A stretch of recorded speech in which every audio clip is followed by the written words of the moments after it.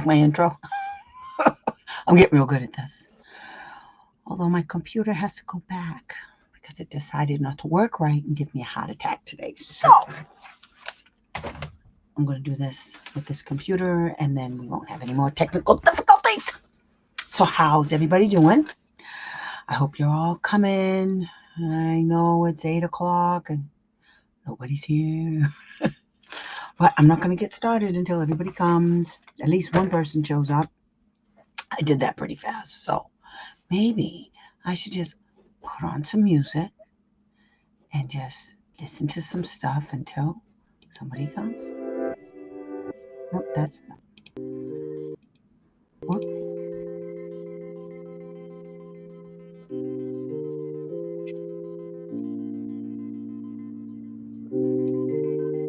Hi, what was that? How you doing? Just wait for some more people to come before I get into the thick of things and start asking people what do they want to do first. So we get two things going. Anyhow, I don't know what we're going to do, but glad you're here. Tonight we're going to talk about prior written notice and filing complaint. You guys want me to show you how to do the complaint again, so I don't care. I don't care how many times you guys want me to show you the complaints. I'm going to show you how to file a complaint. Yes. Yeah, I got to tell you guys, I'm about to file against the state again. But this time straight to the feds because I hate them. Massachusetts, I don't like them. So yeah, we're going to talk about prior written notice, which is really important, and what that means to you as a parent of a child with a disability. Can you guys hear me? I'm coming in okay? Because I just found out my mic that I bought. All this is plugged in right. I'm using the computer on microphone, so I hope it's okay. But anyway, so I'm looking at my. So anyway, how are you guys doing? I hope everybody's cool. Okay, I got a comment. Who's this? Melissa, how you doing, girl? So, yeah, we're going to talk about prior written notice and what that means to you guys, and how you can use it to your advantage. By the way, my name is Tima Jonah, and I'm an advocate. I've been doing this for years and years and years and years. And I just retired as far as doing individual advocacy. It's way too difficult as far as timelines. I mean, I'm on my last 2 clients and it just took me 3 days to write 2 complaints. I'm very thorough when I do stuff. So I don't want to hear anything when they give me their stupid stuff. I just set them up to answer me stupid on my complaints so that I can come back and file against the state, which is a strategy that I like it a lot. It works for my people. Because the state thinks they can just say whatever they want, and we're just supposed to accept it because they wrote something on a piece of paper. Sort of like this stupid attorney that just wrote something dumb and said that they don't have to give me information regarding the paraprofessional because it's a violation of her rights. Well, good. So when she testifies and she purchases herself, I'm all set. I'm going to prosecute, and I'm going to prosecute the attorney for giving me information on purpose that she knows is not true. So I can't wait to write that tomorrow. It's gonna be fun. I hope she's listening. But they're dumb. They're dumb. They don't listen to nothing I say. Until knock, knock, knock, the feds are knocking on the door. You guys have to understand something. The feds are your best friend. The federal regulations are your best friend. Everything is your best friend. Bonnie Perry, hi. I'm interested in strategies with complaints against PRS. Oh, you're from Massachusetts. I have filed 2 complaints against PRS and they have ignored them. But they can't ignore them, honey. What do you mean they ignore them? I say complaints to OSEP, but want to know where to go from there. First of all, okay, when you file a complaint against the state, there are a completely different set of laws that you use. So when you file against the state for a complaint that they didn't do their job on, you have to literally say they didn't do their job. And so that's a law that's the state complaint laws. And in those laws, it says exactly what they're supposed to do. So what you have to do is you have to take the complaint, the findings, and you have to say, PRS this law, this law, and this is how I know. I said this, PRS changed it so that yada, yada, yada. Oh yeah, that's a whole another training video, because there is a technique to it. People think that what you're doing is, when you're filing a complaint against the state, they have to follow rules when they're doing an investigation. So you can't file the same thing again. And Barry Barnett, my goal is to get him fired. That's what I want to do. I want him fired. And so he lies when telling the truth would be better. I mean, these people, like, again, I always say this. They would climb a mountain to tell a lie. They'd stand on the ground, look you in the face, and tell the truth. God forbid they should tell the truth. They can't tell the truth. So your job, this is what everybody's job is when you're filing a complaint. First, you file a complaint. This is what I do, okay? When I file a complaint, I just make the accusation. Then I back it up with the law, and then I back it up with my evidence. And then what I'm doing is I'm literally setting up the state and the district to bring me more information, because they're stupid and they drop the ball all the time. They're going to give you that information, and what that's going to do is set you up for the next complaint, which is what I'm doing right now. And very shortly, I'm going to be able to tell you guys how this all came out. Okay, hopefully we have the hearing in March, which, by the way, everybody, when I do my hearings, they're open hearings. So all you have to do is I'll put it out there for everybody to get it, the link. And when you go into the hearing, I don't know what's going on in Massachusetts, but I've been told that the hearing officers are making everybody sign in. And in order to hear and see the hearing, you have to show your face. So they're doing that to scare some people, because that scares people. Well, I don't want them to know who I am. Yes, you do. You do want them to know who you are. You're damn Skippy. And you let them know.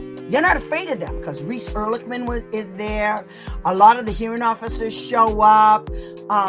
Somebody from the state always shows up. But what I'm going to do is I'm going to invite the Boston Globe. I'm going to invite OSAP. I'm going to send an email to Valerie Williams, to Miguel Cardona. Everybody. Reese. Because nobody's afraid of them. Okay? Nobody's afraid of them. And you guys can't be afraid of them. So, Bonnie, in answer to your question, there's a specific technique that you could do. And once, you know what? That's a good idea. Let me tell you what I'll do for you guys. I'm going to do another training. And my training is going to be specifically how to file a complaint against the state. And it's fun as hell. What I always do is I open with the state laws that says, yeah, you guys have to review all relevant. This is what you have to say. Okay, so let me show you what I'm talking about. Okay, because it's easier just to understand what I'm talking about if you see the regs. Okay. Really? You can see them in a minute. There you go. Let's see. There are 300. Show me the state complaint. Okay, I'm going to show you the screen. Okay, Bonnie. What do I want to do?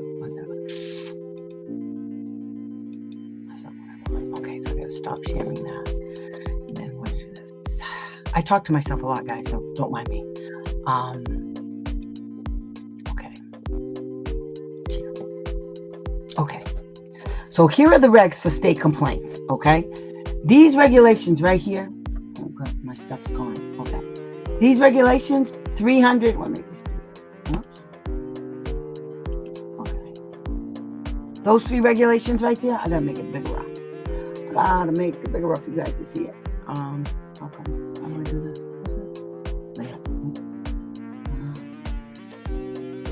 This is a new computer, guys, so I'm looking for everything on my computer because God forbid it should be there. Let me just see. Where'd it go? Where'd it go? Oh my God. Okay, anyway. Trying to, zoom. Duh. Okay. Zoom. Okay, that's better. Okay, you see these regulations right here? Okay. So, I'm going to show you one of them.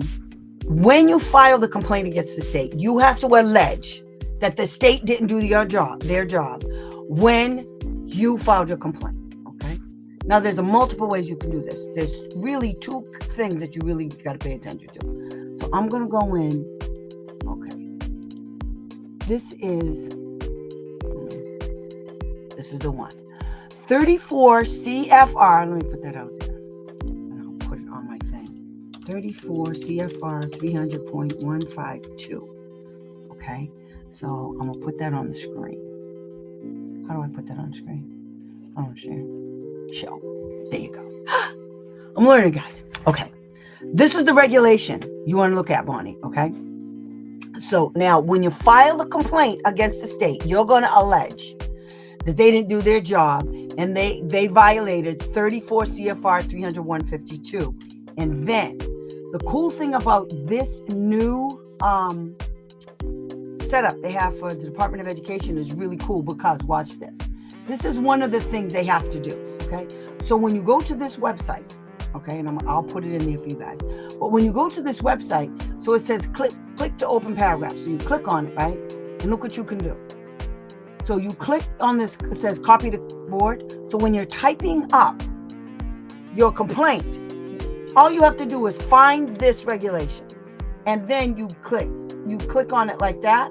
And when you do it, right, it does this. Okay, so now I'm going to show you what it does. See, when I clicked on, okay, show. Why are you doing this to me? Show. See what it did? It cited the whole regulation that you're saying they didn't do. Now, let me tell you about this regulation that I just cited. A4. This is what you have to cite in your complaint. What you say is, the state did not review all relevant information and make an independent determination as to whether the public agency is violating a requirement of Part B of this act. And then you say, the state did not issue, the next one it says, the state did not issue a written decision to the complainant that addresses each allegation. It's very important. The state likes to skip stuff, okay? Because they're no good. Okay, so they'll just pretend you didn't ask them. Okay, so what you have to do is, when you're writing the complaint, you have to cite these regulations. Okay, because, and the best thing is, you don't even have to cite it. You can copy and paste it if you want. So you just say, the state didn't review all relevant information. They didn't address each of the allegations. And so you make an allegation. Every time you make an allegation, you say, according to the regulations, the district didn't implement the IEP. Okay? And then you produce, I'm just saying, for instance, and then what you would have to do is produce the documents to show they didn't implement the IEP. Okay, so one of them is, you go searching in the IEP and you look for things like, the IEP progress report. Okay, so the IEP progress report says, if the IEP progress report says that the student hasn't met the goals and objectives, that's a violation. Because that means the IEP is too big, it's too broad, or it's not good enough, it's ambiguous, or it's too difficult and it needs to be modified, but it doesn't matter, because the IEP was supposed to be written to address the student's unique needs and not the unique needs of the school. So you use the IEP progress report to bury them. And what you do is you highlight it and you say, number one of the IEP progress report for goal number 1, it says yada, yada, yada. And you say, however, in the complaint, the state never addressed this issue. When I said they didn't do it, the state didn't, and believe me, they don't do it. They don't. So that's a violation of reviewing all relevant information. Now, when you tell them, let's say you told them that your kid didn't meet the IEP goals and objectives, okay? But you didn't submit the IEP progress report.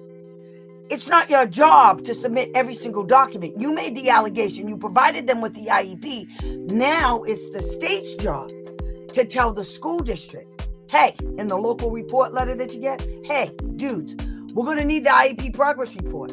So whatever you don't send them regarding your allegations, guess what?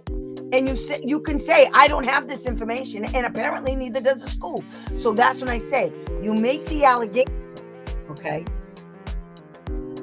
You make the allegation that, the district never provided you with this information, therefore it doesn't exist.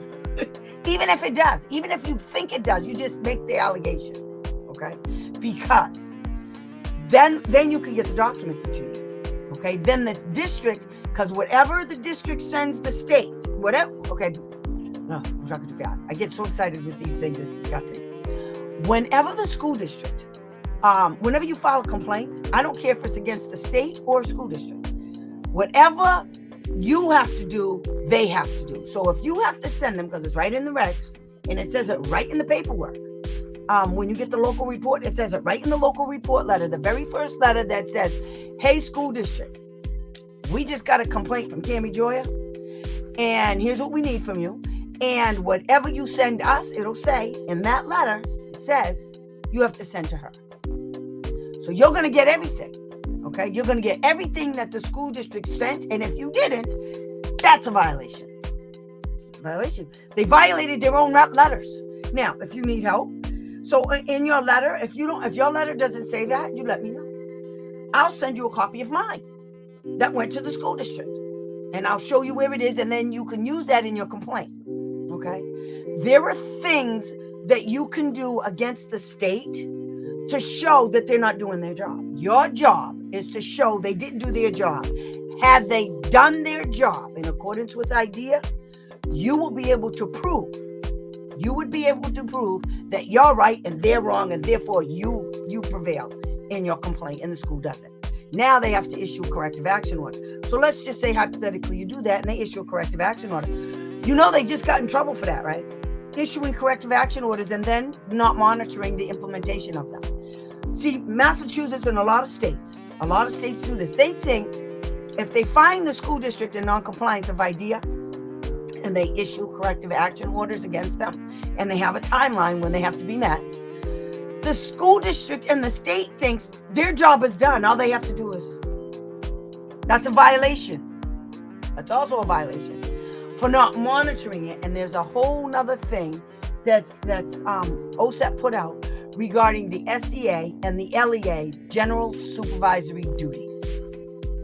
And that's one of them. And there's a whole other set of laws that tell you, because they got money, and so you can cite that money.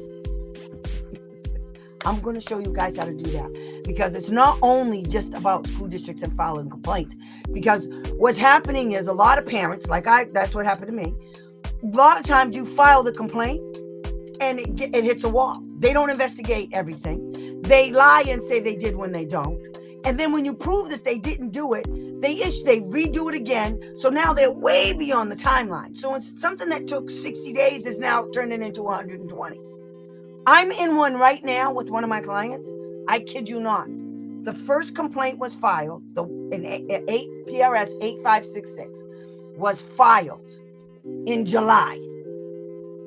Last July. 8 months ago. Do you know we still don't have the answers? And the original question that was in there was never answered. I got to file against them again. This time I'm going to the feds. And I'm telling these people, quick. You're welcome. And I'm sorry I'm yelling. I get really excited. Hey, so you know what you guys got to do? You got to turn your volume down because I'm loud. I don't know. Especially when I get excited about this stuff, I get loud. I don't mean to, but I get loud. So anyway, so that's how you do it. So I think that will help a lot of parents, because if you get a no from, and you just keep climbing out of that. You see, in Massachusetts, I just got the finding yesterday for a complaint that I filed 3/16.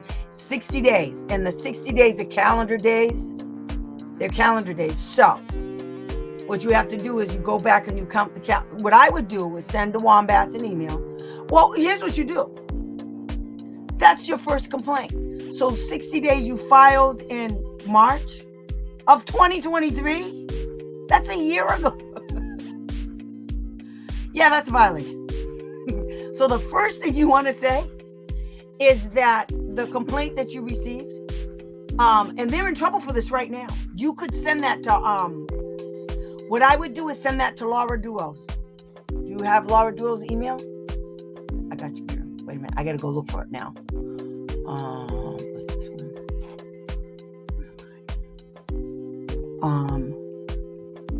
I filed a complaint already against PRS. They ignored, so I filed another one. That's what you do. I sent it. You sent it? It's okay. Did you get them for violating the timeline? And if you did, this is what I want you to do with your complaint. I want you to email it to these people. Okay, I'm gonna put their email address out here. Block my communication case manager. Honey, I can't do this with you. Oh, I wish you. Alma, I hope you're on here. But anyway, what do I want to do? I want to go and get. Wait, my brain is working too fast. Okay, wait a minute. I wonder if I can get it here. Yep. Okay, this is what I want you to do. Send it to Laura.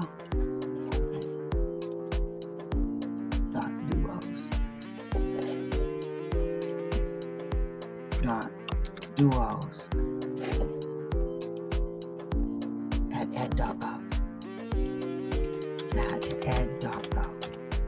Okay? Put that out there. Yes, Laura Duos. That's her email address. She's at OSAP, okay? Office of Special Education Programs. She is the liaison. Okay? She's the state lead for Massachusetts at OSAP. And they're already looking at this shit about how long the delays and everything. It's a big mess right now in Massachusetts. You send that to her and you tell her, Tammy Joya told me to send this to you because this stuff is still going on. I just got one just now. I filed this in March of 2023 and I just got it today. And then you send her both. You send her the filing, okay? You send her a copy of the local report letter you got from those wombats at the state level, okay? The PRS local report letter to the school superintendent. Send her that and the letter you just got with the findings. And then you tell her you just filed against them because they didn't investigate all of your allegations. They violated the timelines, okay? In your case, they violated the timelines. They didn't investigate all allegations, you say, okay? They didn't review all relevant information. Those are the three things you said. And you send it to them. And this is what they did because they're great. And so now you said it's my, okay, so here's the cool part. So, no, that's not the cool part. If I get enough people, because I've already told OSA, if I get enough people, I'm going to file a big giant one. I keep filing giant ones anyway, but I'll file another one and I'm going to tell Laura. So how many, I've already asked her, how many parents have to come to you to say the state's not doing their job? Do you know they just changed? He just got another extension. He just got another extension on my complaint from his people for the complaint against it. Alma, there you are. Girl, school district blocked my communication with the case manager. Fine. No problem. Send them the emails anyway. Just keep sending them. What you're doing, honey, is you're building a paper trail. And tell them this is how you get them with that. Okay? So what I do when they don't want to respond, I ask a question. And then I say, the failure to respond, I will take as whatever benefits me. Whatever, if it's yes, it benefits me. If it's no, it benefits me. And that's what you say. I love you too. That's how you get them. When they don't answer, you guys, don't take no for an answer. You keep at it, okay? The case manager, don't send something just to the case manager. If this is something to do with special education, you guys put the case manager on there and you put the special ed director's name on it. And I don't care. And if you really want to get jiggy with it, put Laura Duos in there. And if Alma, where are you from again, girl? You read my mail. I can see it. I just pulled up my mail to get that email I put out there for Laura Duos, and I just saw it. I was like, Alma, what is this girl doing? I'm sorry, you were waiting for me. Last week was bad. OCR is looking into it. Good. So you just keep sending it though, because all it does is build you're in South Carolina. Okay. You guys know how to find the OSEP people for your state? You guys know how to do that? I show you how, okay? I show you how.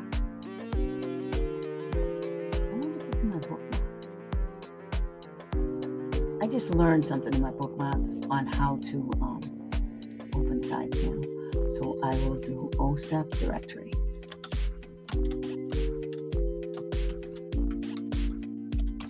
No, it's not there. Okay. So there's a thing called the OSAP directory, and it gives you a list for all of the state leads that handle each and every state. Okay. So I'm going to put that link out there too. So OSAP.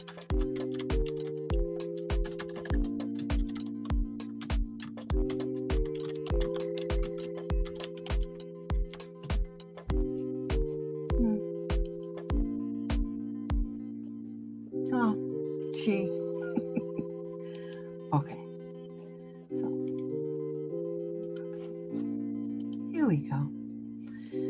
So here's the link. So first I'm going to show it to you. So stop that one and do this one. Screen share. Here we go. Ta-da! See, this is the state lead. See, has everybody at OSAP. So South Carolina, is that what you said?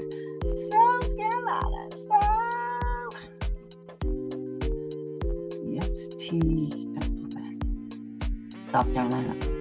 So your Part B person is Rhonda Sortino. And let me get you her address. Okay. I just want the crazy nut. Yeah, okay, do Google. Oh my God. Okay, wait, guys. Gmail. Okay, compose. Let's make them.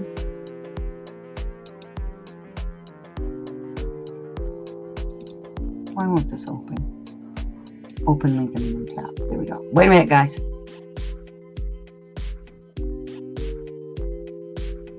Why does this always happen to me? I don't understand. Okay, stop sharing. Let me see if I can do it this way. Why won't it open? Copy email address. Haha. There it is.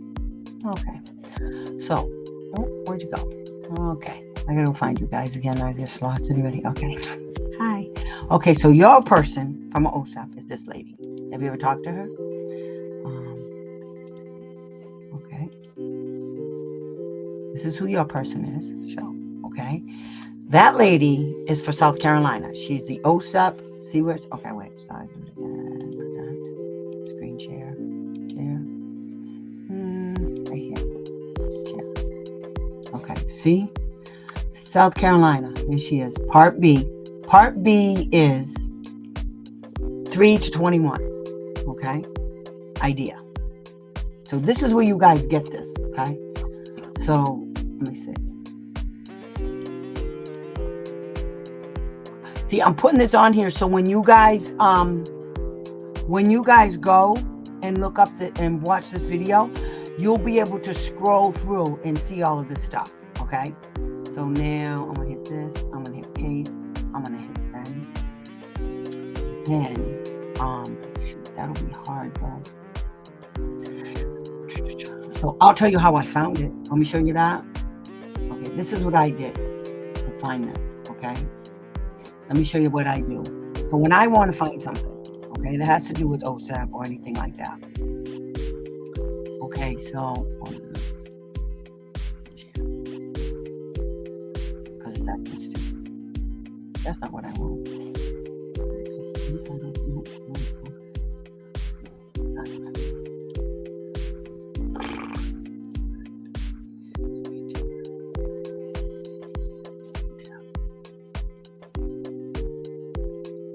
Okay, so what I do is I go to the Google. I go to the Google. Google's my friend. So I type in this OSAP state leads. Okay, and then it says levels by state, and you can click on that. That's not what I want. No, so don't do what I just did. Okay, so let's do it again. OSAP state leads. Click on it. Look at that. So the name of it is OSAP's monitoring. So you do OSAP's monitoring and state improvement. Okay, planning division. Okay, these are all of the people in the Washington, D.C. that hold the purse strings for all the states. Okay, Rhonda, yeah, she holds the purse strings for South Carolina, special education. Yes, she does. Yes, she does, girl. Yeah, that's what you guys type in. But if you just did what I did, you type in OSEP state leads. See up here it says OSEP state leads. That's what you do. Okay, so then you click on it. There you go. Okay. And then you get all of this. You have Alaska, Alabama, Arizona, Bureau of Indian Education, Connecticut. All the states are here in alphabetical order. Okay. Now the people you want, depending on whether the kid is younger than 3 or older than 3 to 21, that's part B. What you want is part B of the idea. So when you see these names, you look for part B. Okay. And that's what you call it. Now, customer service, don't do that. What you want to do is you want to click on their names like I did. Curtis, that's just where you belong. Okay, so you do like that. You right click, okay? And then it says copy email. Okay, I just found that out today. So remember, because it's not going to pop up. Before you used to click on it and it would take you to Outlook. But now you have to right click on it. And then it says copy email address, open up your email, and then paste it right there. Okay? That's how you do it. All right? You guys getting it? Ugh. So let's start some more stuff. Okay? So, anybody else ask me anything? Okay. OCR is looking into it. I don't know if that's a violation for OCR. They might come back and say no, but what I would do is file a complaint against the school district. They can't stop you. What they're doing is, okay, this is what you do. File against them for denying you the right to meaningfully participate in the education of the kid. Yeah. Not the request of the parent. If you're an advocate, it's not the request of the parent. If you're the parent, you just come out and say you file a complaint. You use that nonsense. That's their big thing now. Every time they don't like somebody, they keep filing these no trespass nonsense. So what you do is you write a complaint and you tell the you tell the state that they denied you the right to meaningfully participate in the education of your kid who has a disability, okay? And you say, as the decision-making authority. So if the case manager doesn't want to talk to you, tell her you do know this is a violation of my rights to meaningfully participate. Okay, that's what you tell them. So either you answer me and don't look at another thing. Hi, Barbara. Did you get the email? I bet you that'll shut them up. Yeah, I'm working on your tomorrow. Okay. So anyway, you have to get them playing their own game. So if they're telling you can't go, then you put it in writing and you say, matter of fact, send it to the papers and let them know that the reason why you don't, and you can file with OCR and say it's harassment, it's retaliatory, all of that. I guess you can, you're right. But you can also file at the same time, file it against them for violating your rights to meaningfully participate in your child's education. And then the other one is retaliation and harassment because you're asking questions they don't want to answer. That's how you get it. That's okay. I like that a lot. So anyway, let's see. I can't hear you clearly. You would say that to me, Bob.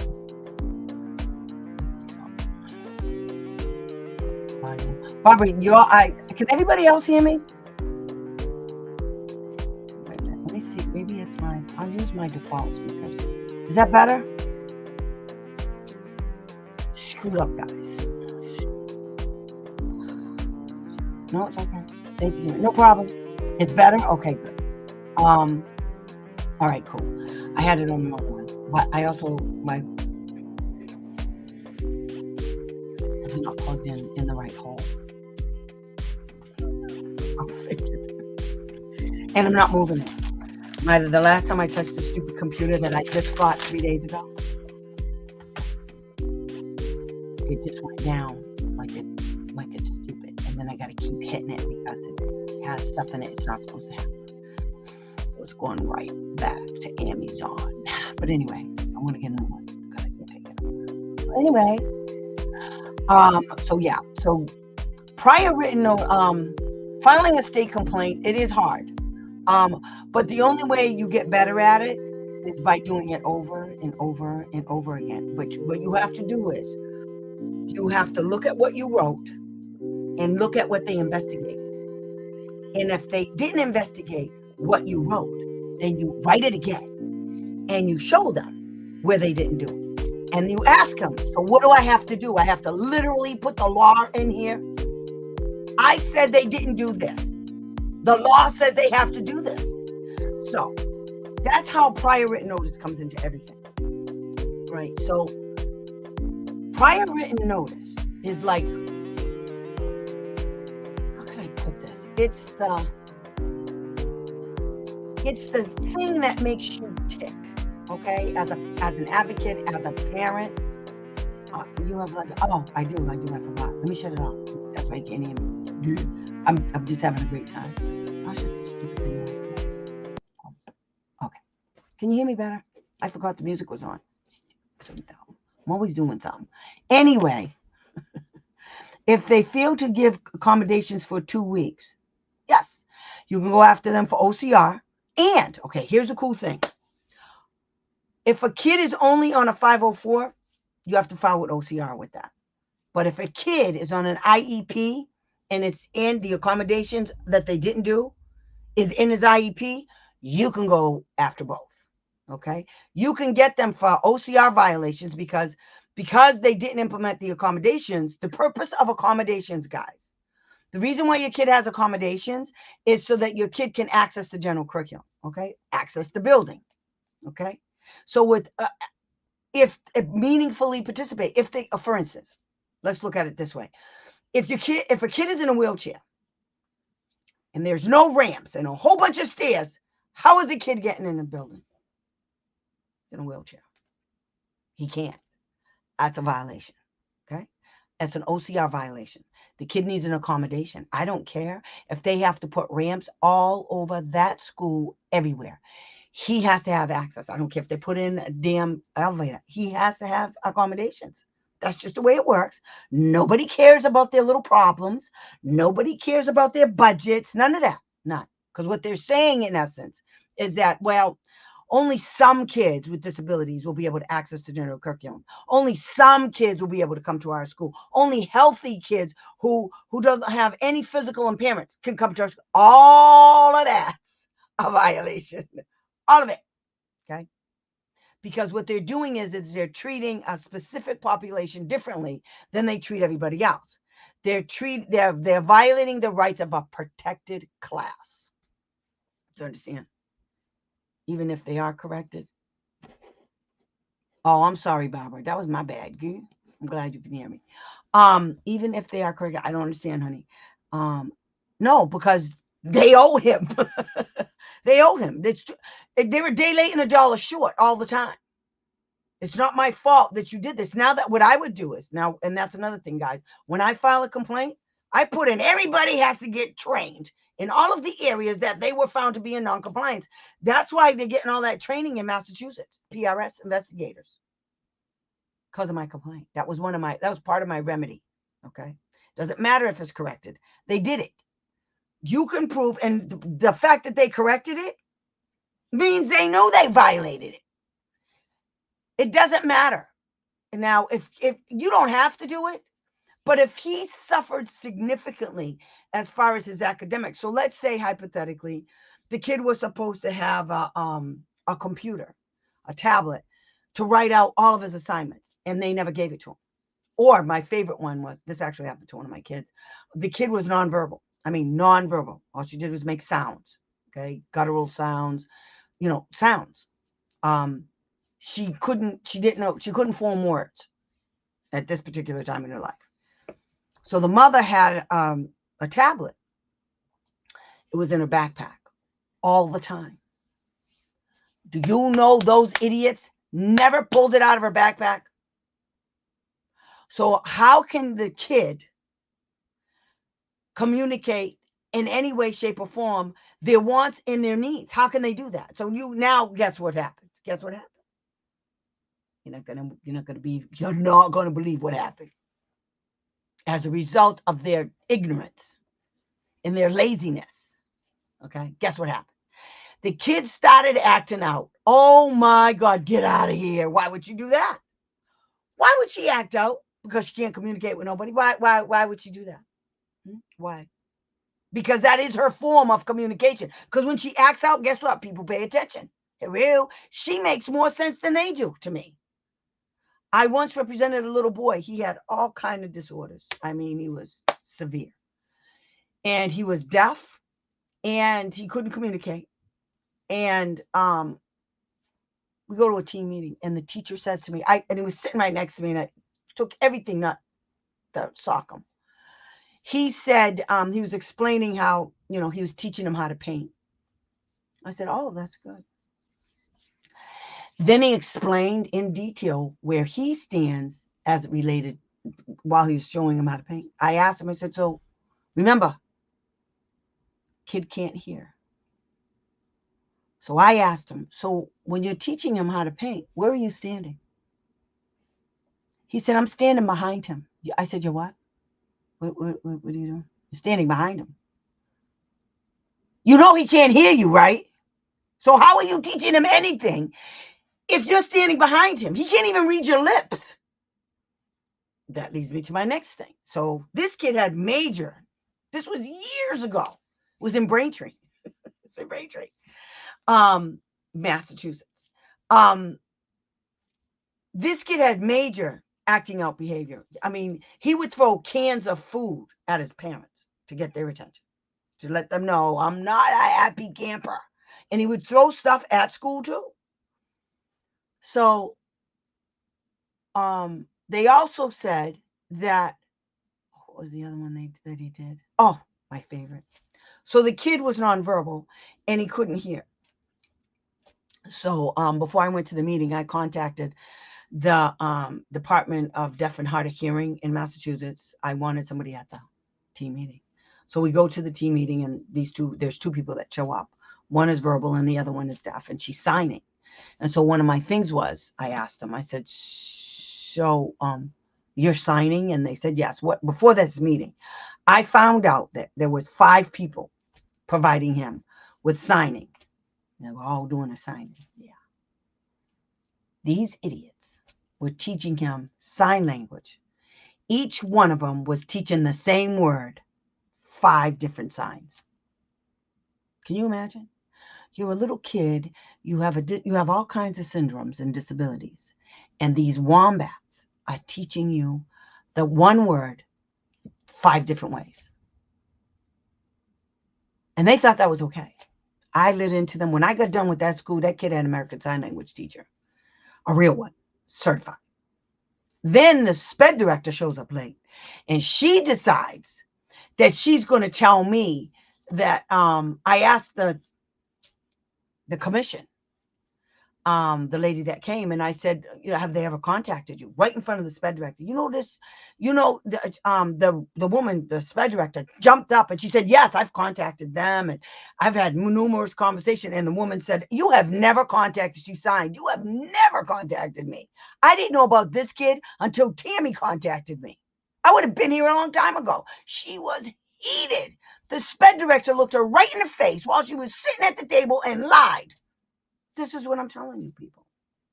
They lie all the time. And I just looked at her and I said, guess what I want? You got 2 seconds. I want an American Sign Language teacher with this kid immediately. And I want all of you to stop signing anything because none of you know what you're doing. So I'm asking everybody, their level of expertise in American Sign Language. One woman said she signed because she learned how to sign because her parents or grandparents were deaf. And I said, you went to school? She said, no. This is what goes on in Massachusetts. In fact, I think it goes on everywhere, but I spent most of my advocacy years in Massachusetts, and the shenanigans that go on is enough to make you want to just go throw up in a corner when these people are talking. It's just that bad. And I don't know why they think they're all of that in a bag of chips. I don't know. I don't know why they think that, but they do. So yeah, you have to ask hard questions. So if it comes in your head during a meeting, if something doesn't sound right, please do yourself a favor. Just ask them. Say, well, I don't get it. What does this mean? I don't get it. This don't make sense. And I've spelled OSEPs. I'm always doing something. I just can't stand myself. Look how I spelled OSEP. Okay, hide. Because it's wrong. I spelled it wrong. Anyway, when you were advocating for your son, did you ever cry? No, I don't cry. I cussed him out. You see, before I get to the level of crying, I'm going to cuss you out. You have to understand me. I'm an aggressive kind of person anyway. And I always protected. I'm the oldest of 8 children. Okay. And there's 5 of us that were right in a row. So I grew up knowing that I had to protect my younger brothers and sisters from cray people, who wanted to pick a fight with him and so I would have to fight for them. So I've always been this way. It got worse after I had my son who has ADD, and they decided they weren't going to do anything for him. And I've made people cry. I don't cry. I get mad. Okay, I get mad, but I never felt hopeless, because you got to always know. And I know this is hard for a lot of parents. You just want it to stop. You want it to end. I get it. I 100% get it. I want it to end at this point. Okay, I want it to end. I want to do this. I don't want to do advocacy anymore. I want to show you how to do it. But this is hard, and it takes up a lot of time. I understand that too. But what you guys have in me, I didn't have at all. So when I became an advocate, it was a whole new frontier. When I became an advocate, I had to explain what an advocate was. When people asked me what I did, I had to tell them, and they'd look at me like I had 14 heads. It's not funny. I am a fighter. I protect the underdog all the time. And what you guys have to understand is, you can ask Barbara. Barbara's 2 kids are 22 years old, and we're still fighting with people in the state level because they don't want to do anything. Nobody does. And then they want me to shut up. I'm not going to shut up. First of all, let me tell you something. This is what I do. If I'm quiet, something's going down. If I'm not yelling at you and chewing you out and making you feel like a twit, I'm going after your boss's boss of the boss. I'm going for the head honcho in charge. And it's not in the state level. When I push it all the way through, I get all my paperwork, I get all my ducks lined up. Okay, I get them all lined up. So I do the PRS. First, I start with the school, and I start putting the emails together. And these dummies say cray stuff. I got a human resource person right now that's acting like some chick, like, oh, she's so qualified, but yet nobody can confirm any of this. It's like unbelievable. She's going to be testifying. I can't wait. They just don't understand. I can't wait. And I'm vicious. I'm ferocious because I ask the hard questions, and I'm sure like this, and I'm out because I don't care what you say. What I do is, you're wrong, I'm right, and I'm going to prove it. I'm going to prove it. And if the hearing officer can't see it because she's stupid, that's okay. Because I know how to help parents file federal appeals. Okay. And just because the hearing's over, because here's the thing. Here's the cool part. This is why I tell parents, I don't know why everybody wants to run to a hearing. Okay. Hearings suck. They just 100% suck. I'm not even kidding. They suck. The reason why I don't like them is they're long. You got to put your questions together. I'm very detailed. Okay. My game is on. I know what I'm doing. I know how to put everything together so that when I'm calling somebody, I know exactly what the answer should be. And if it's not, I'm not going to argue with you. You want to say something stupid? Is that your answer? You're sticking to it, right? And I'll crack jokes during the hearing and everything. I'll have the hearing officer laughing. I'll have the lawyer for the school district laughing. And all the while, I'm proving my point. You're stupid, dummy. So if they want to do this, then you do it. But here's the thing. When you're in a hearing, the difference between a hearing and filing a state complaint is this. A hearing officer only has jurisdiction over your kid. Okay? The hearing officer can't take money away from the school. And let's be clear. Let's be real clear. These people are grade A. They don't care nothing about your kid. They don't. I'm sorry, but they don't. And I can prove it. I got 30 years of files that I can prove. Okay? There's no reason for this much bull to be going on every single year. It's just disgusting. And so I can prove it. They don't care about your kid. What they care about is the money. It's all about the money, and it's always been about the money. So what we had to figure out, I kept saying, what I need to do is figure out the money piece. And I did. I figured out the money piece. If OSEP gets enough complaints on the same issue, they're going to do what they did to Massachusetts. They told Massachusetts, we want this, we want this, we want this, we want this. We want you to stop doing this. We want all. And now Massachusetts is training a whole bunch of people. They had to rewrite the state complaint procedures manual. They had to hire 6 people. They hired 4 specialists, a supervisor, and a deputy to Barry Barnett. He needs more than a deputy. He needs a retirement plan. He needs to get out now. But see, that's how you get them. You go after the money. So what your goal is always to go after the money. Always. And you let them know, I'm coming for your money. I just told a mediator that. I'm coming for the money. I don't give a shit. I'm coming for the money. And she said, well, you know, a hearing officer and a judge, they don't give you the money. I said, no, they don't. They don't give me the money. You know who gives them the money? OSEP. Okay. OSEP holds the purse strings. Okay. So I can put together enough of a complaint that I can force OSEP to come in and do an investigation into this crazy state. And it's not pretty. And from what I understand in Massachusetts, they're actually looking at the BSEA also, because there's some shenanigans for real over there. You see, the idea is all about dispute resolution. And that's another thing you guys got to use when you're filing complaint. Does everybody have the dispute resolution memorandum? Do you have that? Do you even know what that is? Because if you're filing complaints, you all need that for sure. Okay? Do you guys know what the dispute resolution memorandum is? I bet you don't. I bet you don't. I don't think so. So let me just show you what it looks like. This is from OSEP too. Okay, it's called the OSEP Dispute Resolution Memorandum. This thing is full. It's full of juicy. Okay, you want to know how to file a complaint? This is your roadmap. It tells you what they're supposed to do. Okay, it tells you. What do I? I'm gonna do this one. I'll do a word. Wait, let me just pull it up like this first. Okay. I'm sharing. I'm going to show you this, okay? This is your playbook. You hear me? Oh, there it is. This is what you guys use. And let me see if I can find it. Monitoring. Okay. What I have to do is I have to give you guys a link.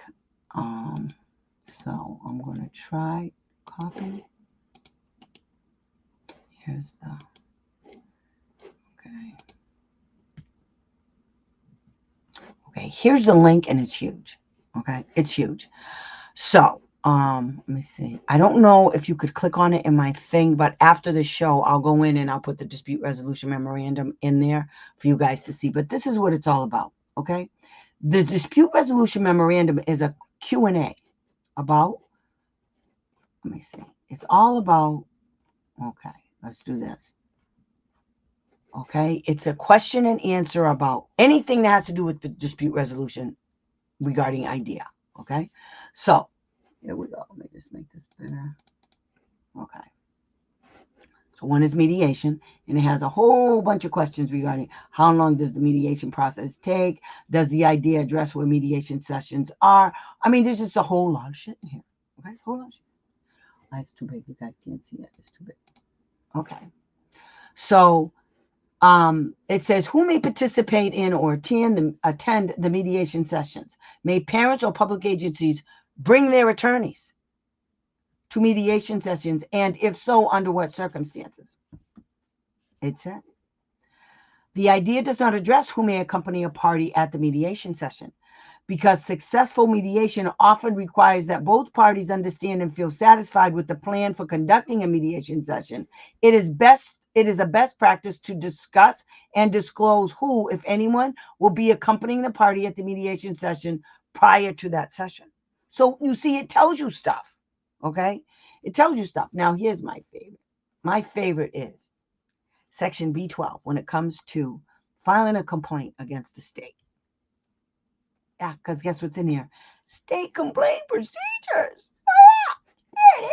Oh. So to ask a question, why are states required to have a state complaint procedure when the IDEA statute does not contain those procedures? So it tells you why. Although Congress did not specifically detail a state complaint process in the Act, we believe that the state complaint process is fully supported by the Act. You see, it doesn't have to come right out and say it, okay? And necessary for the proper implementation of the Act. Dispute resolution, you guys, is very, very important part of the idea. It gives you guys rights, okay, to fight back, to dispute what they say. Just because those wombats said so doesn't mean it is so. Do you understand me? And that's what they want you to believe. So when they say something to you, they want, stop, we're done. We're right, you're wrong, that's it. That's the school. No, not even close. Okay, not even close. We live in America, and in America, we can question authority. I know that's hard to believe, but just because they work for the school or the state doesn't mean we can't question their authority. In fact, it's your duty to question them and to ask the hard questions in writing. Make them answer you in writing, honey. Yeah, I know, right, Nathan? Right? Okay, listen. Okay, so my favorite one for the state complaint process, right? When they file against the state, it's B12, it's section B12, page 22. It's my favorite. This is what it says. So you go under and it says, are there any mechanisms that an SEA must provide to assist parents and other parties in filing a state complaint? Yes, it says. Yes. I wouldn't go to them because they lie. They'll tell you stuff. If parent wishes to challenge a public agency's eligibility determination, may a parent, yes, you can file against them. The eligibility determination is how the school district or the state got their money. You can challenge that. I didn't know that one. That's a good one. Okay, so now we're going to go down. How should an SEA, here's one. How should an SEA, that's the state educational agency, for those who don't know, the SEA is the Department of Education in your state. And instead of just calling them departments of education, they call them the SEA, State Education Agency. Okay. And the school district is called the LEA, Local Education Agency. Okay. So when you see that, that's what it means. In resolving a complaint challenging a public agency's eligibility determination, an SEA should determine. And so it tells you all of these regs. You see all these regs in here? You see this stuff, guys? Look, these are all regulations. It's just wonderful. This is just wonderful. It tells you everything in here that you need to know. So when you're filing your complaint against the state, you use those regulations against the state. So let's go to B12. Padow. There's even rules on how, there's even procedures on how the state does an investigation against themselves. Yeah. It says, here's the question. How does an SEA resolve a complaint against itself? How does it do that? An SEA, it's cold as hell. An SEA must resolve a complaint alleging that it has violated a requirement, that's you guys, okay, of Part B or the Part B regulations, just as it must resolve any other signed written complaint that meets the requirements in 34 CFR 300.53. See, that's where the requirements live, okay? That's where they live. How come that's not okay? Under 34, and this is the good one. So when you file a complaint against the state, this is what I do. So I go in, I say, and this is my opening statement right here. Okay, it's my opening. You know why? What is this doing? Oh, no. Oh, I hate my life. Okay, stop. I don't want it to do that. We're done. We're done. Okay, good. Okay, so what I want is I put this at the top of my complaint. I let them know I'm coming. Okay, I'm coming. And this is what I'm relying on. Okay, and what you say is, pursuant to the OSEP Dispute Resolution Memorandum, question B12, page 22, it says an SEA must resolve a complaint, yada, yada, yada. Then it literally defines what the definition is of a public agency. Because the reason I'm telling you guys this, because years ago I filed a complaint against the state, and Barry Barnett sent me a 1-page finding, and basically what it said is they didn't do it. I was wrong. They didn't do it. 1 page. It was before 2013. Then this came out. Ever since then, Barry Barnett, now it's so bad he needs extensions to get my stuff done because he's stupid. Okay, he's stupid. He's paying the price right now. So it says, under 34 CFR 300.33, the term public agency includes the SEA. Therefore, an SEA must resolve a complaint alleging that the SEA, a public agency, has violated a requirement of Part B or the Part B regulations. They have to do it in the same manner that they do when you file against a school district. Okay? They can't take shortcuts. Okay, so then it goes into it. Okay, and it says, in resolving a complaint filed against the SEA, an SEA may either appoint its own personnel or may make arrangements with an outside party to resolve the complaint. First, they got somebody outside, allegedly, and I think it was from Dala. His name is Fitzpatrick, something. Patrick Fitzpatrick. I don't know. But anyway, he was there. And I was like, I don't like him. I chewed him out. So then they put this other chick on it, Kristen Valcourt. And I chewed her a nice one. And when I got done chewing her out, I sent my entire thing over to OSEP, including that email. And I mean, it was scathing. It was bad. I chewed her out. I asked her what college she graduated from, what laws did she learn? Does she know anything about facts, laws, and evidence? Does she know anything about any of it? Because your statements were out the window, gray. I mean, she was bat crazy.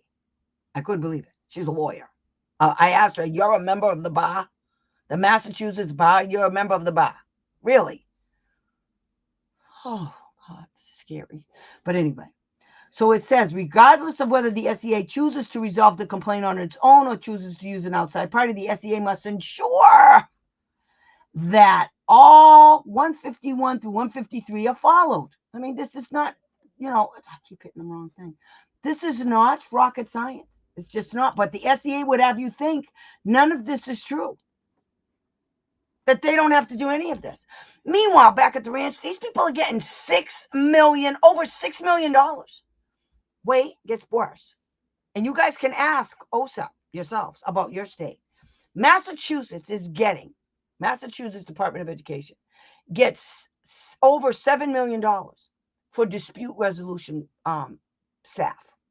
That's mediators, that's team facilitators, that's anybody coming out of the Department of Education that has to do with complaints or due process. $7 million a year over. Right off the top. It comes right off the top of IDEA money for them. So before they even disperse it all over the state to all of the school districts that applied for it. And by the way, IDEA is a grant and it's voluntary. So these raggedy piece of doo-doo schools, you know what? They don't have to apply for it. They can go on their own. They don't have, grant is voluntary. You don't have to do it. But if you sign the papers, that one of the conditions for a grant, especially of this magnitude, is there are conditions that have to be met. One of the conditions is you have to meet all of the IDEA requirements 100% of the time every day of your life until the grant expires. Yes. And when you don't do that over and over, OSEP's going to get mad and they're going to come and take your money. There we go. And that's where I'm at right now. Okay. So what I usually do for my state complaint is I will go and I will cut and paste this at the top. Okay. I select certain things. I don't do the whole thing, but hey, not for nothing. Just cut out the whole thing and just cut and paste it in the very top of your complaint. Then, because see right here, you cited the regs. It says right there, the SEA must ensure all of the procedures are followed. So that's letting them know you know about this dispute resolution. You see, many parents don't know about these documents that are out there. There's lots of stuff, Q&A stuff out there. One of them just came out. It was the LEA, I told you guys earlier, the LEA and the SEA General Supervisory Duties. Yeah, that just came out this year, 2023. Except I think that one was November 21st, somewhere like that. It just came out. And it's because people were asking too many questions. So they created about what their job function is, what these schools are supposed to be doing when it comes to this money. How are they supposed to be spending it? What they have to provide. It's all that stuff's in there and the regulations. So when you file a complaint against the state, you say that when the state didn't investigate all of your allegations and didn't review all of the relevant data, they also violated 300.149, 300.600. Those all have to do with money. Okay? It all has to do with money. And that's what you cite. Because you're going for the money, girls. Going for the money, gentlemen. Okay? Considers, okay, and here it is right here. Considers all available, what is this? Okay, so you got to say, and the SEA must consider all available remedies. Well, I just found out. Guess what I just found out? I love it when a plan comes together. So there is a OSEP letter, policy letter, to Perry Zirkle. And Perry Zirkle is a lawyer guy. He's always writing letters and stuff to OSEP, and OSEP always follows, always answers him. And one of the questions is, under, okay, stop sharing. Under idea for the state complaint, one of the things is a remedy, right? It's a remedy. And so, where is it? Here? No. So, let me show you. Okay, present. Share screen. One of the things that you can get is tuition reimbursement. Okay. So, if the school district denied FAPE because they didn't provide the kid with certain things, and the state came back and they haven't answered the questions, even though you keep doing this, and then you file with OSERS, or you file against the state, against themselves.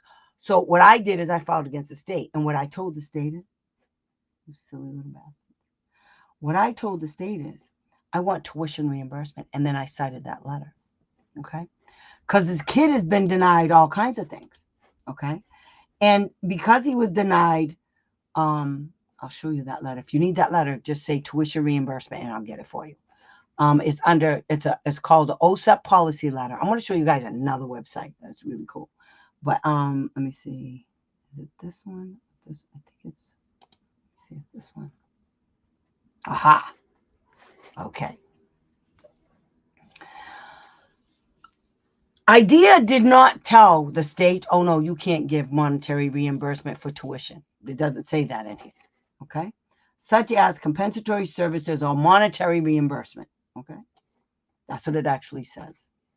Or monetary reimbursement. Now, monetary reimbursement can mean a lot of things, but it can also mean tuition reimbursement. So, one is if you paid for your kid to go to a private school, and because the school district denied FAPE and the state agreed with you, okay, in a state complaint that they denied your kid FAPE, and so whatever you paid out, you can get back. Now, before you put your kid in a private school, what you have to do is, to cover your butt, you send out a 10-day notice of intent to place your kid, and then put the name of the school and everything in there. That's all you have to do. And then you send it certified returned receipt to the special ed director. And then I would also email it, okay, just to cover your back. Then, so you can get reimbursement that way through a state complaint. Or you can say that because the district denied FAPE to your kid for all of these months, that they now owe you tuition money, okay? They owe you the education for your kid. That's tuition. So you can say, I want all that money because you guys took money from the grant for all of these kids who are on an IEP. I want that money back tenfold. That's how you get them. You just put it in there. They can't say no. They'll come up with a whole bunch of reasons why they can't give it to you. Now, let them. Because if the state lower level says no, then you file a complaint. Because then you can say that the state didn't investigate all areas of relevant information pursuant to the denial of FAPE and the money piece. They didn't investigate that part. They have to investigate everything. Unless they want you to say, I need you to investigate this. I need you to investigate that. Because that's what it's coming to. And that's okay. If that's what they say, that's what you do. Okay? You say, due to this error, due to the failure of the school district and the state to provide my kid with FAPE, and due to the fact that the school district and the state received monetary funds to implement the idea to ensure that my kid gets FAPE. See how it works? I want that money back. Assholes. That's how you get them. That's how you get them. That's how you get the money piece in. Okay? So when you're doing this, so it's because your complaint has to have, it has to have a, what do you call it? It has to have a remedy. Okay? It has to have a remedy. So the remedies for denial of appropriate services and resolving the complaint in which the SEA has found failure to provide appropriate services, and SEA, that department, pursuant to its general supervisory authority, which is what just came out. Okay, so this is in there, in that new thing they just came out with. Under Part B of the Act, must address the failure to provide appropriate services, including corrective action appropriate to address the needs of the kid. So they're saying that the state has to provide corrective action against the school district in order for your kid to get FAPE. Has to be appropriate. Okay? And they have to make sure, and they have to and it says, and appropriate future provisions of services for all children with disabilities. So it doesn't end with your kid today. Okay, that's what that means. So let's say next year they do the same thing. Guess what you can do? You can use the findings in the corrective action order to prove they violated the corrective action. And therefore, the state did not ensure that appropriate provisions of services for all children were included as part of the state, as part of the corrective action. And that's why they did it again, because they failed to monitor the implementation of their own damn corrective action order, which they love to do in Massachusetts too. And I know they do it in all the other states. I've been in several states. So I don't know why I'm only in Massachusetts as much as I'm in Massachusetts and I live someplace else in another state. I don't understand. But yeah. So this is the complaint side of it. Do you guys does anybody have any questions regarding the complaint? Because now I'm going to tell you about prior written notice. Prior written notice is so cool. Prior written notice. And this is how you guys create your case. 300.5. Okay, I'm going to show you how to create. Okay, so when you guys go to read my thing, this is where you go to talk about 503. Okay, so prior written notice is a wonderful regulation. I mean, it is one. It's like the, how do you say it? It's the sauce that makes everything good.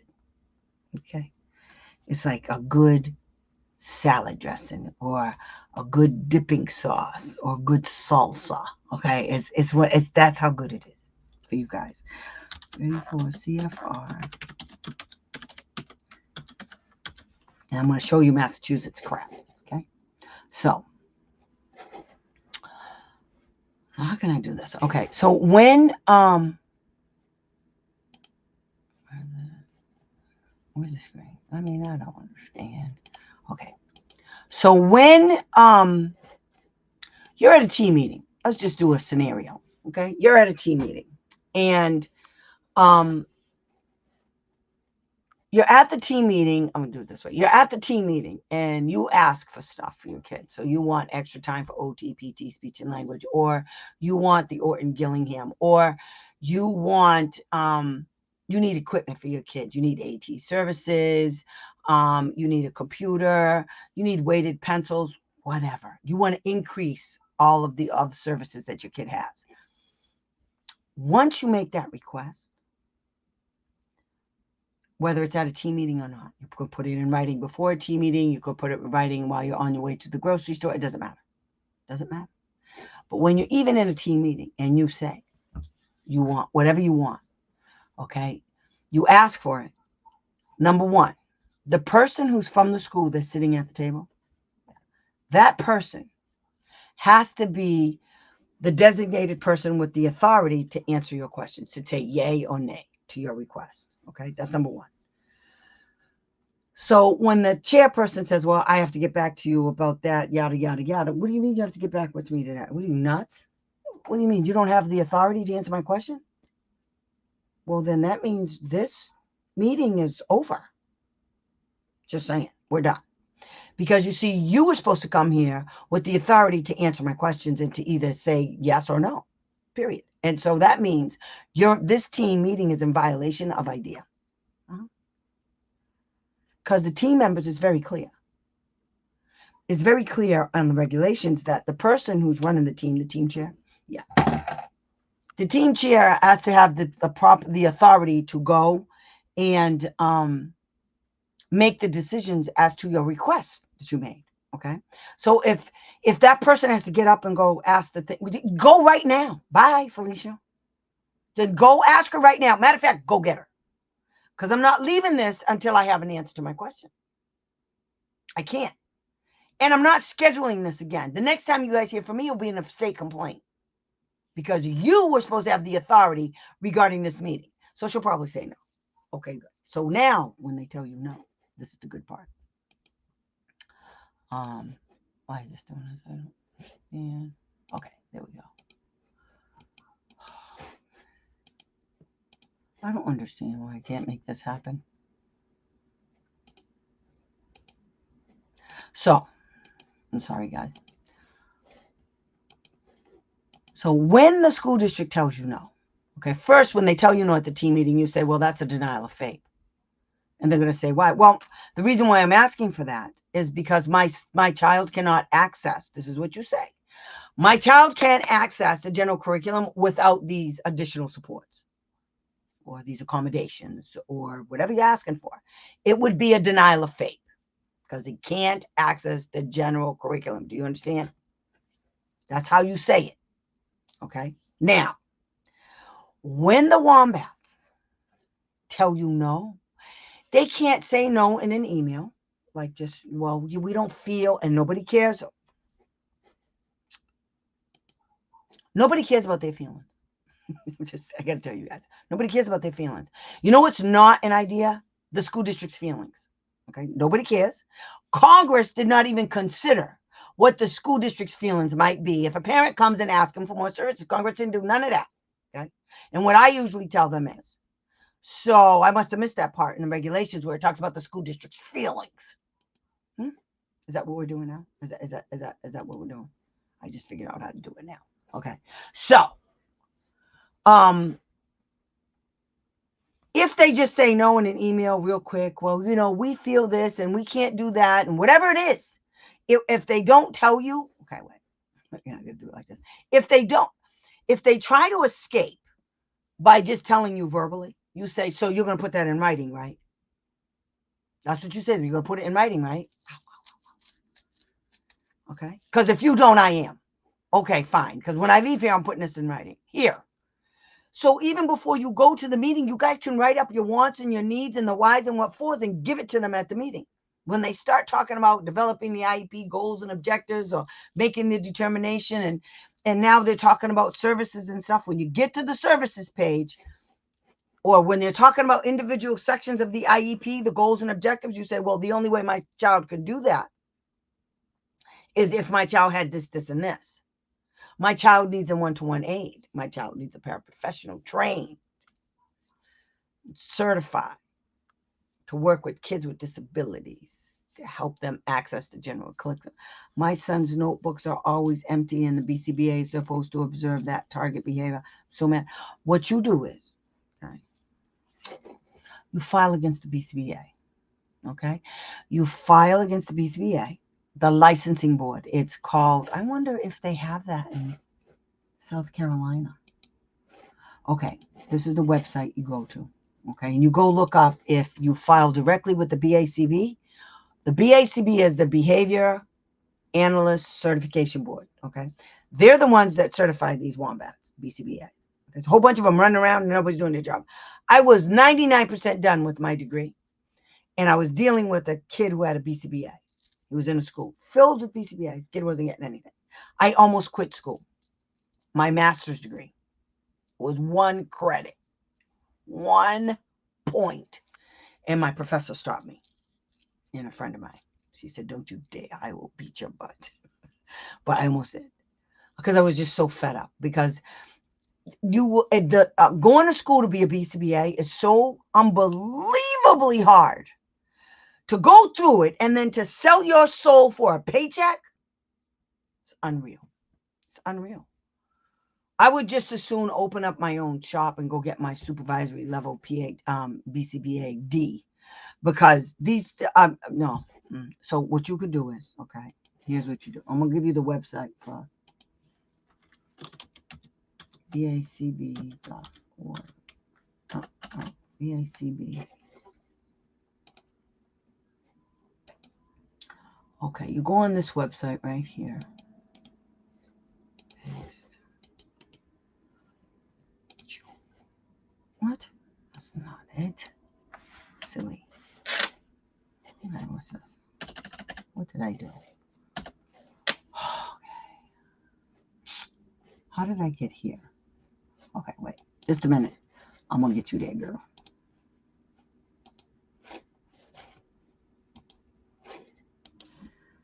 BACB. Okay, this is the website. BACB.com.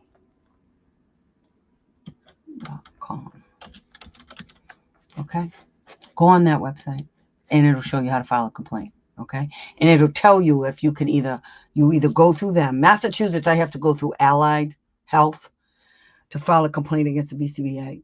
I can't go directly to the BACB, but you might be able to. But whatever it is, it'll tell you how to do it. And then what you do is you take the IEP, the behavior support plan, the FBA, and any data that you don't that they've been sending you back and forth, and you file a complaint that she's not implementing it, and I mean she's not even taking. Ask them for the data that was collected. Ask them for that. They don't like to give that either. Ask them for the data. Never mind about the book. Get the data. Their job, if it's in the IEP that she's supposed to fill out that book, if it's not, get it in there. If it is in there, you got them on violations. And you tell that silly wench that you want a copy. Can I get committed? Yes. She's a provider. She's implementing a part of your kid's IEP. If the behavior support plan and the behavior issues are in the IEP, then yes. If it's not, get it in there. Okay? But you can still file against her. Get her fired. She's useless. She's stupid. She doesn't care about her license, so take it away from her. Nobody cares. And I'm telling you, if you don't want to do your job, then don't go in and hurt people. I'm telling you, to become a BCBA, they say, if you don't pass the BCBA exam the first time, don't bother trying to take it the second time. You're going to fail every time after that. That's how difficult this test is. That's how difficult it is. It's hard as hell. Learning all the different ways to collect data and to implement the IEP and all of the interventions and all of the stuff, the shenanigans you got to do, is unbelievable. And for this wombat not to do her job, those are the kind of people, just go after her. Just go and file against her. Go look it up. Go look it up. BACB.com. And there's a telephone number you can call. Okay? And just file against her. You just need the records to show. And you have to, there's a whole thing that shows you how to determine whether you actually have a claim or not on the BACB website. Okay? You might, and if it's in the IEP, yes. If she didn't do her job and the behavior piece somewhere is in there, it doesn't have to say part of the thing is a notebook. If behavior is in your kid's IEP, okay, in any way, shape, or form, and she didn't fill out those papers, and you have an FBA, and you have a behavior support plan, and you have behavior goals, and the behavior support plan is not being implemented, she has to prove that the behavior support plan has been implemented. That's the whole game, guys. That's the whole game plan, okay? With these people, you have to prove that they didn't do their job. So you make the allegation and make them prove it to you. That's what you do. That's how you get them. There's a certain way evidence has to be presented by the school district, by a BCBA, by everybody. Everybody has to comply with the laws a certain way. For instance, you can't go and talk to a kid's doctor without the parent's consent. And it doesn't matter what excuses, reasons, or explanations. If you did not have consent to talk to a doctor, both a two-way consent, both the doctor from the parent, both the doctor and the person from the school are in big trouble. And the reason why they don't get in trouble is because parents don't know. If somebody violates your rights like that, you file against them. These are supposed to be professionals. They're supposed to be trained. Okay. You can't go around getting people's personally identifiable information. You just can't do that without consent. And I don't care where you are. I don't care what walk of life you are. I don't care how old you are. I don't care. Mass Health can't just give out somebody's stuff just because they have a mental disease or they have a low IQ. You can't do that. It's illegal. And you can't do it if they have a guardian either. You can't do it. I don't care how old they are. They have a guardian. You have to go through the guardian. It doesn't matter what you think, what you saw, how you felt about the situation, what the circumstances. None of that matters, because here's what you didn't do. You didn't get the information from the guardian or the parent first. You didn't get permission. So everything after that goes down the drain, in the toilet, flush it, gone. Your reasons, explanations, and excuses are done. If you do this right, you guys, what you have to do is you have to make the allegations and you make it clear. Make it clear. Okay? You say, according to this IEP and according to these documents, this evaluation, according to these records and this records and this record, the IEP was not implemented. Now they have to come back and say, yes, it was. Now guess what they have to do? And if you do it in a complaint, they have to give you the information. They don't get to just say no. So now in Massachusetts, they have to give you whatever you send them. Now in some states, they don't have to do that. But that's okay. Because when the states don't do it, now you can go after the state. When the state comes back and finds that, oh no, they did okay, everything's fine. Good. Now what you do is you take their, oh, everything is fine. And you take all of your information again and you say, the state did not investigate all relevant allegations. They did not review all relevant documentation. You know how you can say that? What are they going to come back and say? Yes, we did. Where? There's nothing in this document. You have to provide reasons. The fact that they don't provide reasons as to how they came to their facts and conclusions is bad. They don't get to just pretend that stuff doesn't matter. They do it all the time. I'm not saying they don't do it, but it's your job to catch them. And if you do this right, it's kind of fun. It is fun. It's aggravating, but it's AF. I'm going to say AF from now on. It's aggravating AF. I agree. But it also can make you laugh and it can make your day. Like I worked 3 days on a complaint for the last week and this week. I did 2 different complaints. And it took me 3 days for each one of them. And it made me kind of happy. because now I know they're going to be squirming. And I'm happy about that. I like it. What are they going to do? What are they going to do? Say it's not true? Okay. Prove it. You see, when you make the allegations, then they have to prove you're wrong. Do you understand? That's how it works. Make the allegation. Say they didn't do it. Use every piece of paper you can possibly find. Save those emails. When you ask them a question in an email, make sure. No problem, Mama. I love you guys too. That's why I do this. I feel so bad that you guys are taken advantage of all the time. It makes me just sick to my stomach. I can't. There are nights I can't sleep. I've told you guys this before. There are nights that I wake up in the middle of the night thinking, oh my God, I got to go do this because it's going to drive me nuts.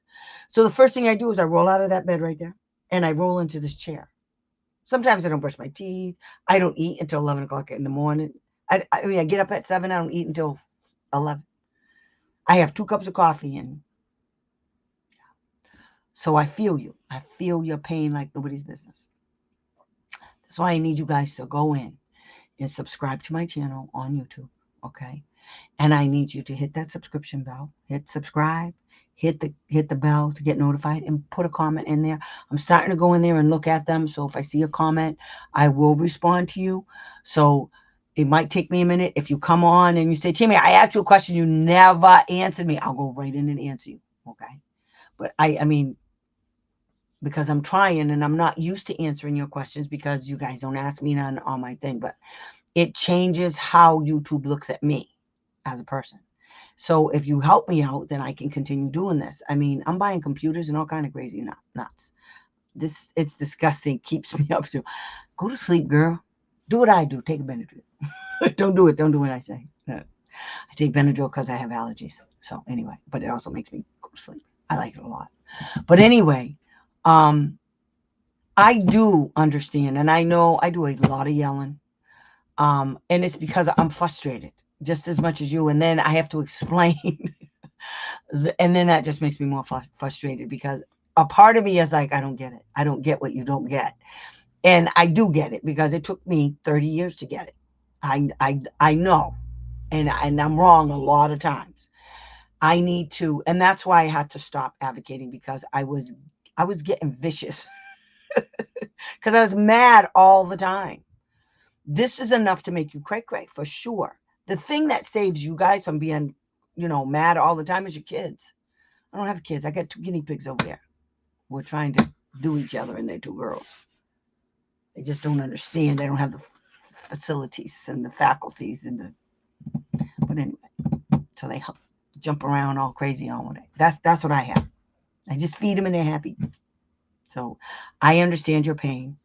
And I want you guys, I'm going to keep doing this. I don't care if you guys ask me all the time to just do the same thing over and over again. I don't care. I love this stuff and I can go on and on and on about it all the time.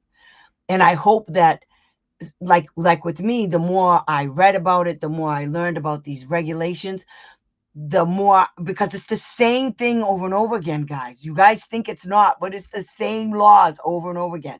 Like for instance, 34 CFR 300.101, that's FAPE. Okay. 34 CFR 300.503. That's prior written notice. Okay. That you end up remembering all of these laws. They just stick in your head. And you know what else? The school district hates it when you guys do that. When you start, and I used to do it just to get on their last nerve. I would recite the law. I would say, so I'd ask her something, and some ding-dong would tell me no. And I'd say, so what you're telling me is, Megan, can you see the comments now? What happened last 2 weeks? We missed you. Girl, my computer, first I had mediation. That was from 10 o'clock in the morning until 2 o'clock in the afternoon. And I just wanted to choke the attorney. And, but the mediator in Massachusetts was smart. She kept us completely separated at all times and that was the best thing about it. So we only had to deal with her, which was really cool. But it was hard. It's hard because we were almost there and then they backed down and then they had, it's a pain in the neck. And then I was just exhausted after that. because, you know, I don't just go and do mediation. I prepare for the mediation. I mean, me and the parents got together. We talked about what we wanted, and then we wrote up some stuff. And I told her, bam, bam, bam, this is what I wanted, and this is why we needed it, and all of this stuff, and this is what they did. And so I mean, it's a buildup. And then it didn't go anywhere. So now we're back in hearing, which will be also, okay, good. So I don't know what goes on Facebook. I don't know. So everybody should be over here. And then all the people that's on Facebook, if you guys are over here and you can't see the comments, if you guys are on Facebook and you can't see the comments that everybody else is writing, if you go to YouTube, you can. Just saying. Just saying. So anyway, I'm glad. Okay, good. So, I forgot what I was talking about. I'm getting tired. That's why. We getting tired here. What time is it? It's only 9:30. Okay, so anyway, so prior written notice is very, very important when it comes to your game plan. You guys have to look at it like this. Special education for your kid is a campaign. Okay, it's like a war. It's like a little mini war. Okay, you can win some battles, but what you always have to focus in on is the war. Okay, you want to win the war. All right, that's what it's all about. So you have to look at it as a campaign. You have to have strategies in place. You have to have how you're going to make the school district do what you need. Now, everybody's in a rush, and they all want it to happen right away. Listen, slow your roll.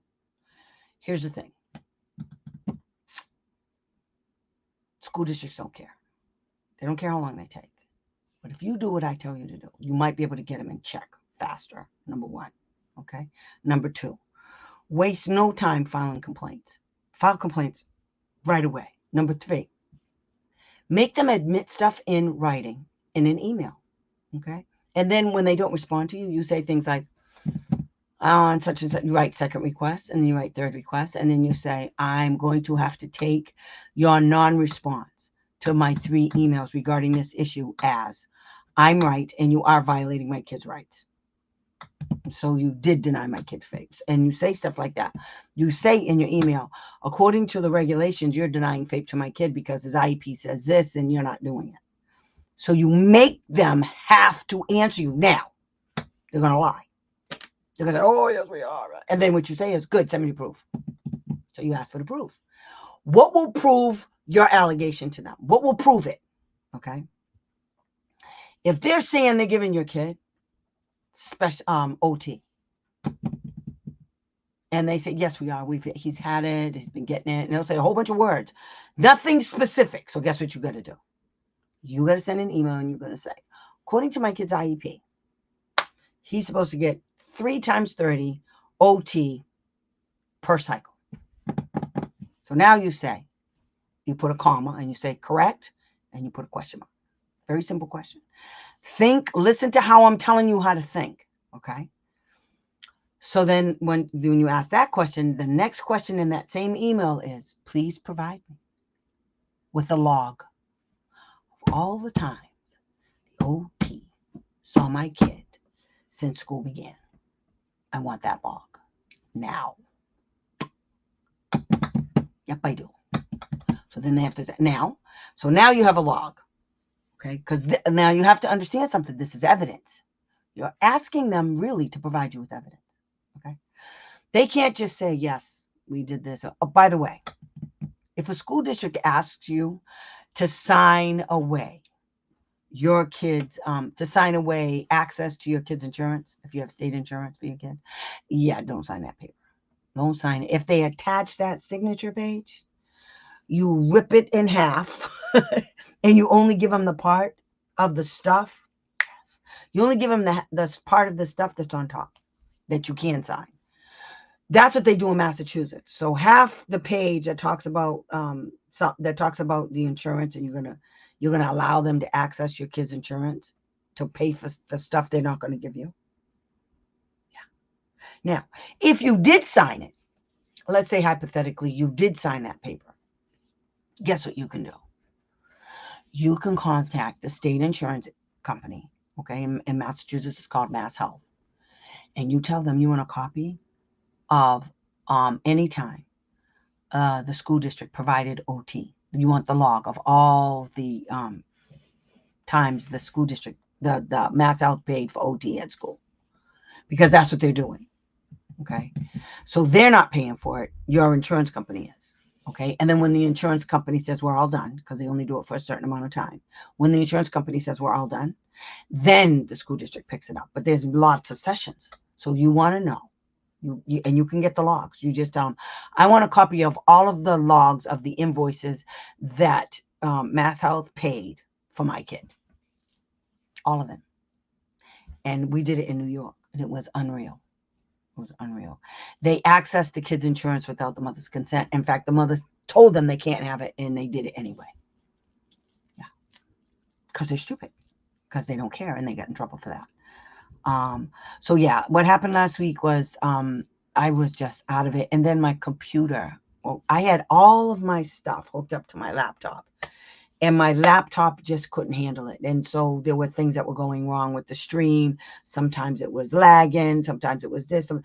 So I said, that's it. I'm done. I'm just going to go and get a new computer. So I was looking. I finally got one. Now this one's got to go back because it's a gaming computer.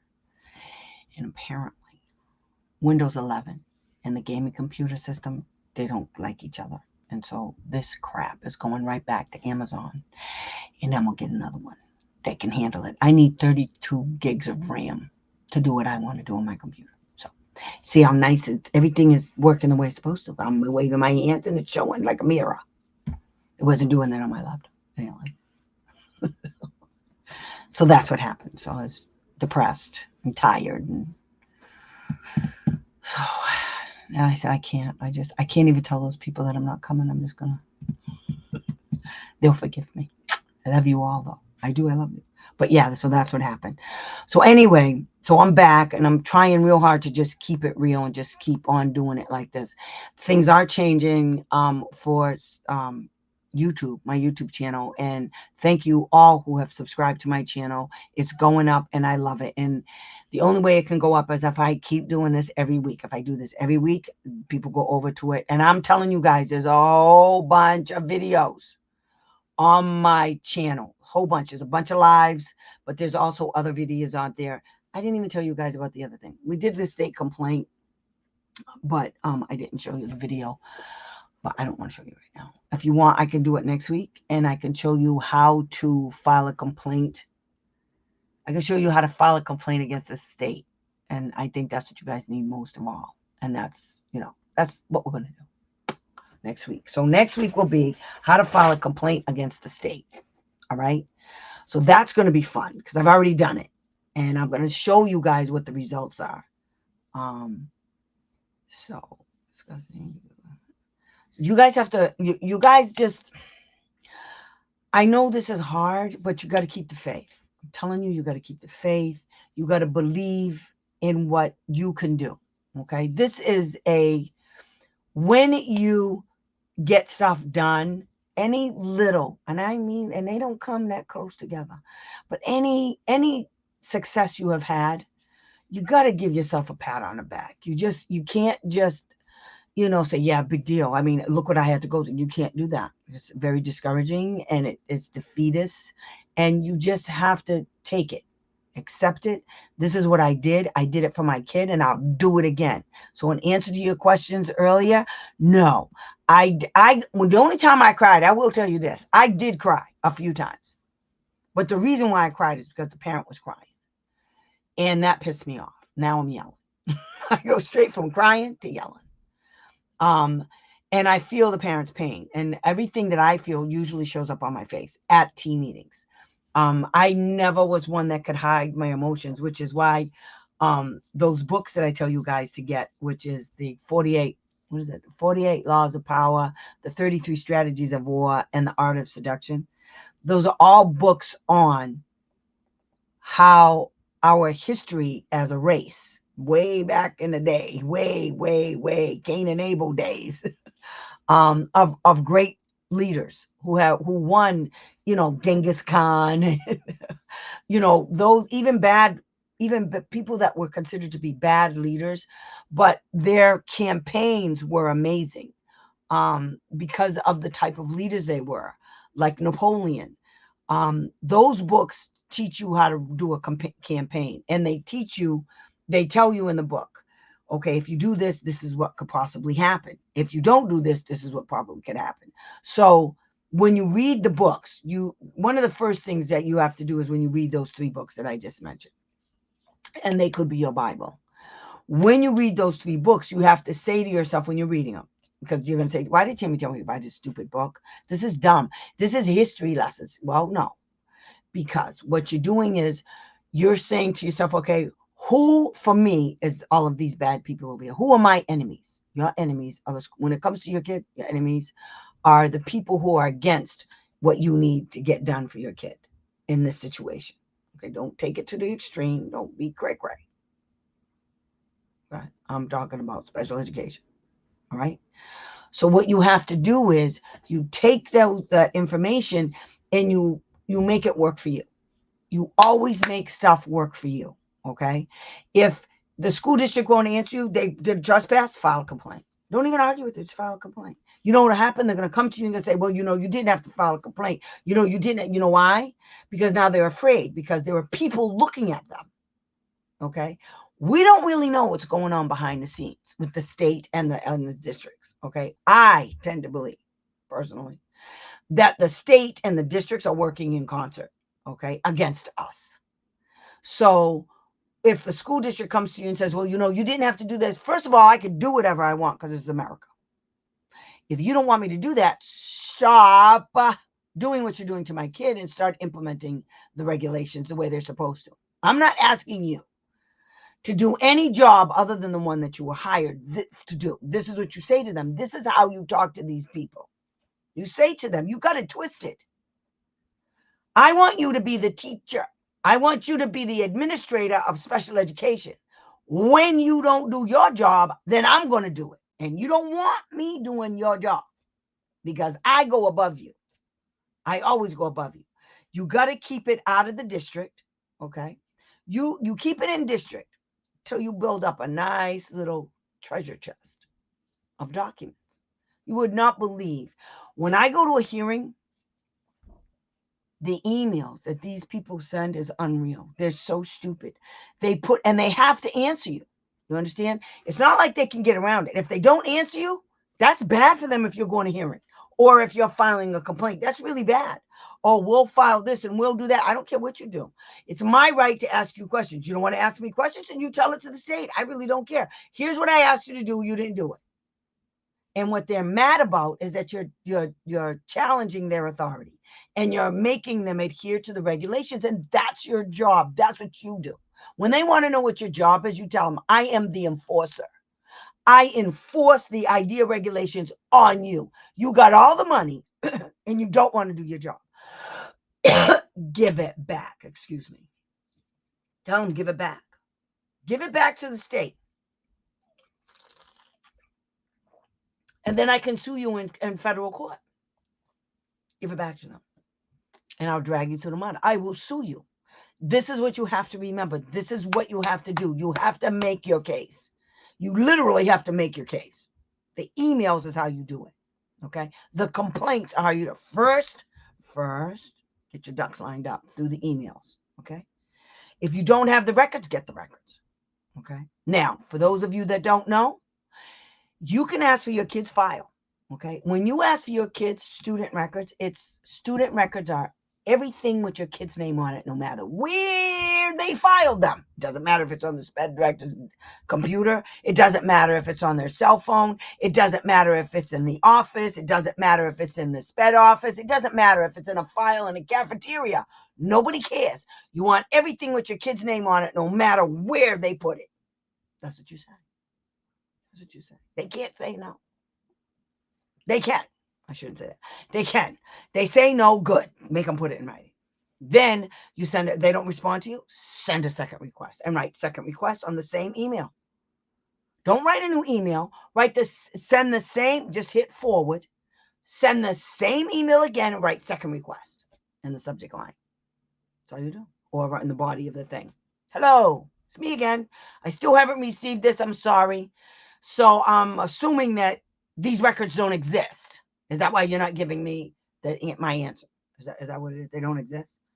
And then the last email is, I'm pretty sure they exist because this is what the IEP says. This is what I'm asking for.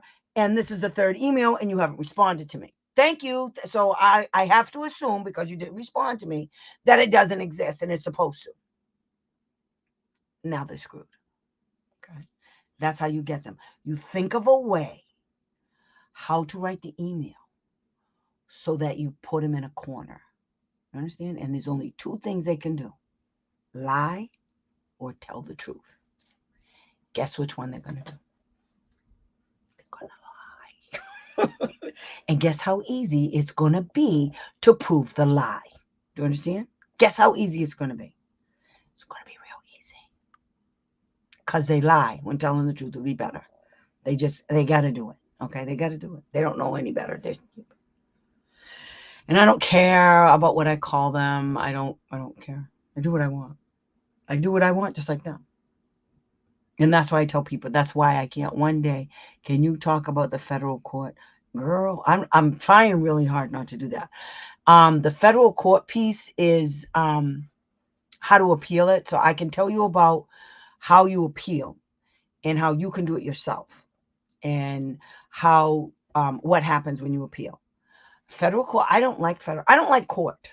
Okay, because these are special ed issues, and what you really want, a judge is only going to address your particular issue. What you really want is you want to make sure they don't do this ever again. And the way you do that is taking away their money. Make them remember the day they messed with you. These people are greedy.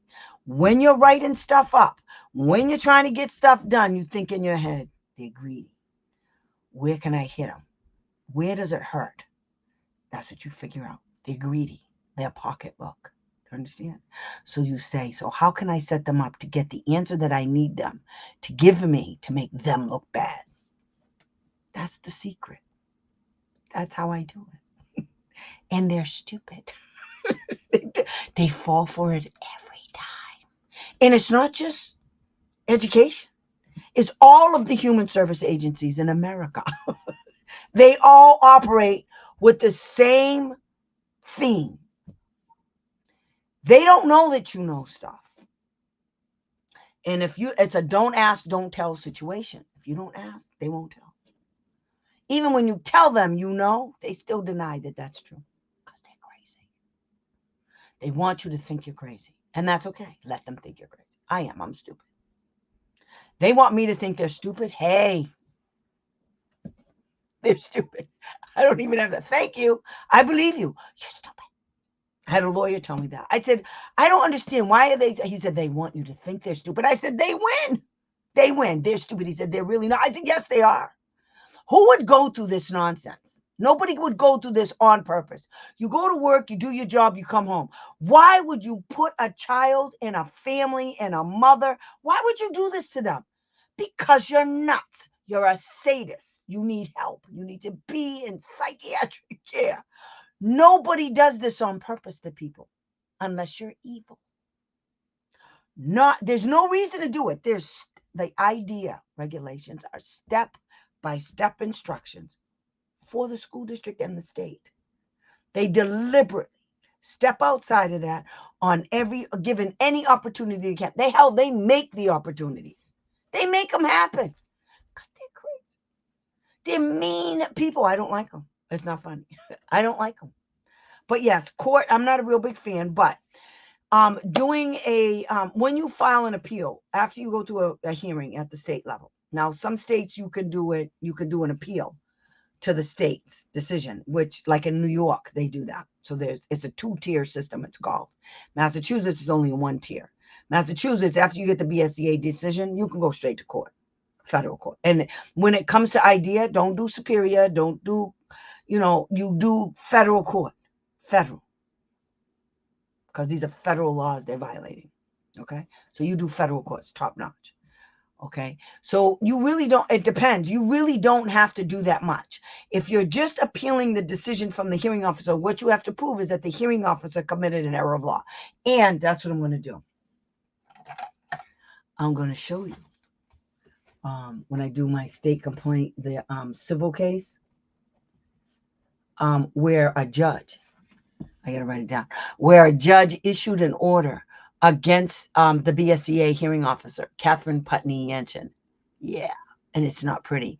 The state came back, the BSEA came back and said that in September, she found against. So what she did is everything that Catherine Putney Yanchin said in her order, yeah, it was backtracked by the judge. The judge, you would not believe what the judge said she didn't do. And so next week, I'll put that up so you guys can see what the hearing officer did. I actually have her right now. Fine.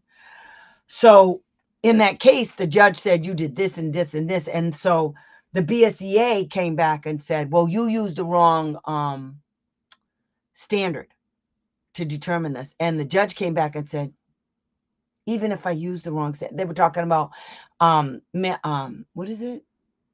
Maximum feasible benefit. That's what she used in her thing to determine all of this stuff. And so, but because of the areas of the complaint, it didn't matter. That part didn't matter because it wasn't about maximum feasible benefits. The hearing officer was wrong, period. And so she remanded the case back to the BSEA for that hearing officer, Catherine Putney Yanchin, to go fix it. So when the BSEA came back and said she used the wrong standard, so they filed it again, she came back and said, no, I didn't, and issued it again. All of it. She didn't change one. She just changed the word maximum feasible benefit. She just changed that. And then she sent the whole thing back again in October 2023. So next week, we're going to go look at that because that's fun. And that's how you get it. You get it off. It's called PACER. Okay. It's called PACER. And when you file it, so when you do a judicial review, it's not like going to federal court. You don't have to stand in front of a judge. You don't call witnesses. What the judge does is review the entire administrative record. So all the evidence, all the testimony, anything that had to do with the case that was submitted, that's what the judge looks at. The testimony, the transcripts, all of that. Okay. And it's all sent over to the judge when you file the appeal for free. For free. And if you're indigent, you can file a federal judicial appeal online at this place called PACER. It's called PACER. And that's where you file. Now, when you file it, everything gets done automatically. So people get served. There's a whole bunch of stuff that goes on. It's really cool. But if you're indigent, you don't pay for nothing. You just go ahead and appeal. And that's another tactic that you can use. Appealing their decisions, even if you lose, lets them know, don't mess with me because I'll take this as far as I can go. And if it means that I have to appeal all of your decisions because we don't trust you, that's not a good look for the BSEA. It's not a good look for the BSEA that one hearing officer had her decision appealed not once, twice. It's not good. It's not a good look. And all of it was an error of law. And that's what you appeal. You have to say that it was an error of law by the hearing officer. And so that's how you get it. Okay? That's how you get it done. But yeah, I have to do some more research on it. I did it a long time ago. I helped a parent do it. And it was a long time ago. And because of COVID, it's even more easy than it was back then. So, but there's a way for you to go in and for you to fill out the paperwork and you get the motions, you get everything. Everything is online. Everything. You have a conference call with the judge. And then you just tell the judge, and like what happened in my case, I told my client to ask the judge, and she did. She called him up, or she did something. I forgot how she did it. She sent her over. There's a form that you can fill out, and I helped her do that. And she asked if I could attend the conference call, and the judge said yes. Federal court judge, she said yes. She's my advocate. She's been working with this for years. Blah blah blah blah blah. Okay, good. So then the day of the conference, I said, now ask the judge if I can help you write the motions or help you with the case. And she did. And the judge said, absolutely. You can have anybody you want help you. Anybody. Just remember this. Anything that's submitted has to have your signature on it. Okay. Or an attorney. All right.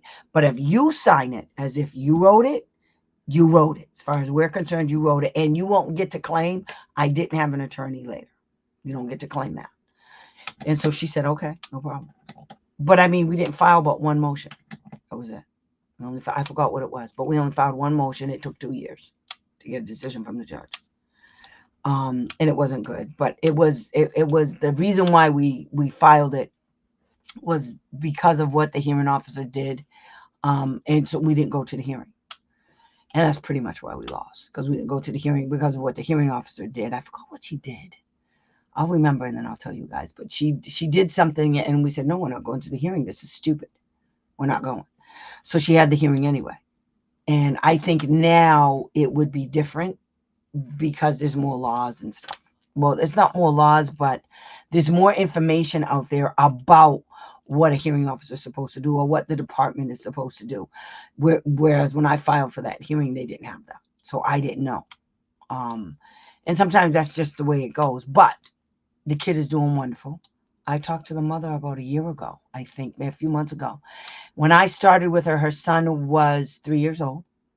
He's now, I think at the time I talked to her, she said he was 15. He was nonverbal, couldn't say nothing. The only person that understood him was his mother.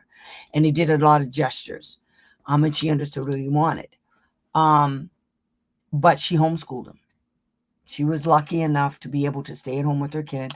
Her husband supported them. And it was enough for them to do it. She hired the necessary staff. She used his insurance for some of the services.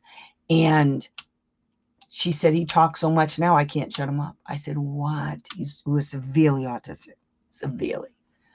But the parents did everything. I mean, downstairs in her house, she had a classroom for her kid.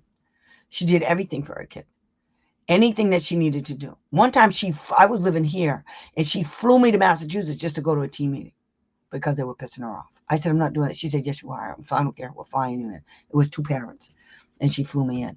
And that was, we did win a lot of stuff. We got the private school to come into the public school setting because, you know, they just love to send these special, the autistic kids into a private school. And kids on the spectrum, they do a lot of imitation. And so what are they going to imitate? Other kids with autism. I'm not saying those schools are all bad, but they don't have the same opportunities that they would have if they were in a public school regarding social skills because they're amongst their peers and they really need to be amongst, you know, non-disabled peers. And that's what really helps them. And that's how the mother was. The mother didn't treat him like he was a kid with a disability. She treated him like a regular kid. Like if he didn't have a disability, that's the way she talked to him. That's what she did. The kid is doing great now. So we took it as far as we can. And she said, okay, I'm done. I'm going to just educate him here. I said, okay. And she got approval and she got the homeschool program and it's been working for years. He's doing great. So even though we didn't win through the system, we won anyway. And we won a lot of stuff in between. We won a lot of stuff. We won BCBA. I mean, this is a school district that took away everything when I was hired. When I got hired, they gave it all back. BCBA services, ABA services. It was just wonderful what we did. And that's the result is he's doing really good. So, like I said, recognize when you win. Recognize all of your wins, no matter how teensy they are. Okay, even if they send you an email and they say, I'm sorry, but we yada yada and we agree, yada yada yada, and we're going to do this. Those are wins. Those are wins. Understand? So anyway, I gotta go. Meg, I think I'm gonna do my t-shirt with the WWTD shirts. I'm not gonna tell anybody. But yeah, I'm gonna do the what would Tammy do? Shirts. I'm gonna put some out there. I'm gonna make them this weekend, I think. If I don't have a problem with my computer. So anyway, I will talk to you guys later. I will see you next week. And so next week, we're going to do how to file a complaint against the state. Okay, that's what we're going to do. And then we're going to talk about that civil case. Okay, that's going to be fun. Thank you so much. No problem. Did I ever miss you? We need you. Who's LM? I don't know who LM is. I love you all. Thank you so much for coming. I really appreciate it. This was fun. Remember, you guys, don't just listen to me talk. Ask me questions. That's how I can help you, okay? So it doesn't matter what the question is. Just ask me the question. Just ask the question. Put it out there, okay? Love you guys. Talk to you soon. You guys take care of yourselves, and I'll see you next week, okay? Hopefully. Hopefully. Let's see if I can do this right. Okay, this is cool. Let's see, guys. All right, I'll talk to you later. Bye.